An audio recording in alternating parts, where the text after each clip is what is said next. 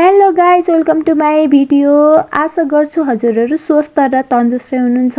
म चाहिँ बिहानबाट उठ्नी सुत्ने बाहेक मेरो कामै भएको थिएन, किनकि मलाई बेसगरी पेट दुखेको थियो, गर्नु थियो घरभित्र काम। उठ रुबिना, अब चाहिँ घरमा लथलिङ्ग काम छ, यसरी सुतेस् भने बाबुलाई स्कुल कसरी पठाउँछस्, एक्जाम बिग्रिन्छ। अनि म चाहिँ तुरुन्तै उठेँ, बाबुलाई एकछिन पढ भने। अनि पढ भन्दा बाहिर मौसम देखाउँदै बुहारीलाई बोलाएँ, ए बुहारी तुरुन्त आऊ, मेरो ग्यास निकालिदियो, किनभने म बिन्स भए, खाना बनाउनु छ, बाबुलाई स्कुल पठाउनु छ भनेर।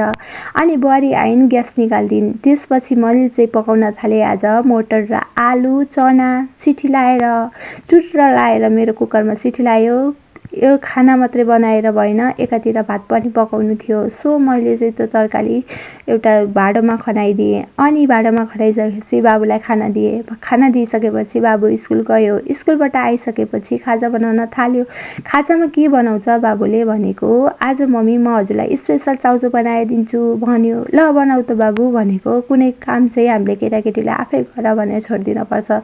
जस्तै मेरो छोरालाई चाहिँ म हरेक कुराको पर्फेक्ट बनाउने गर्छु। अनि बाबुले चाउचो हालेर भुट्यो। त्यसपछि मम्मीलाई धनिया हालेको मनपर्छ भनेर बारीमा गएर धनिया ल्यायो। हेर्नुहोस् न, आज हाम्रो बाबुले चाउचो पकाएको, यस्तो देख्दा मिठो अनि खाँदा त्यस्तै मिठो थियो। अनि हामी आमा छोरा चाउचो खायौँ। आजको मिनी भ्लग कस्तो लाग्यो हजुरहरूले भनिदिनुहोस्। लाइक सेयर गरिदिनुहोस्, सब्सक्राइब गरिदिनुहोस्। धन्यवाद।